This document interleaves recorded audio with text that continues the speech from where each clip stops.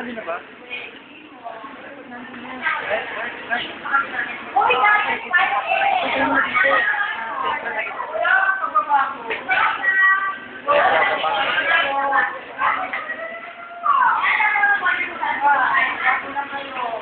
Okay na?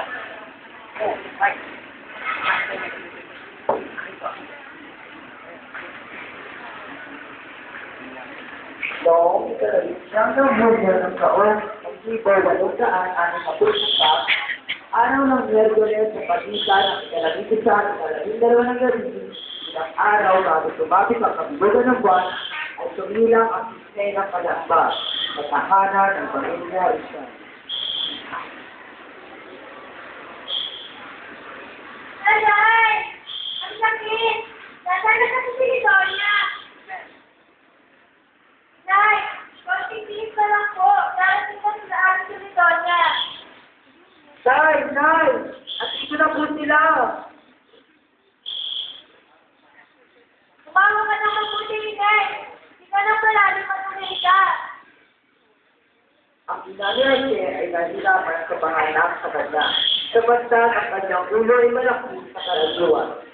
Kaya ay bininyagan ako kinalag ng dalawa ng ulo sa Ibo 861. Nung makita po siya at madasaling ang pamilya ni Jose, ang kanyang inang tumayong guro nito. Sa bulang na 10 taon, si Jose yung na pumasa ng kanyang ina.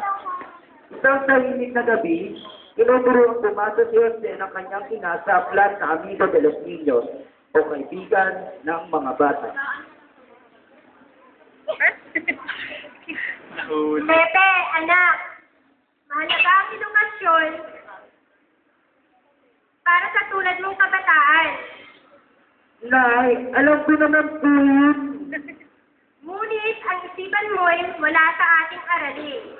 At itong librong ito, bakit di mo kayang ingatan? Bawat libro ay dapat ingatan. Bawat paina ay dapat pahalagahan. O sige, yaman rin lamang na hindi ka nakikinig sa akin, papasahan kita ng isang kwento. Bakit na ba ang isang tulad ko ay nangangamba sa ginawa ng batang damo-damo? Ang makatwiran at sa akit na ginawa nito. Manang, lumalalim na ang gabi. Maaari niyo pong samahan si Pepe sa kanyang silid. O, Pepe, anak, lahat sana ng pangaral, di mo kakaligtaan.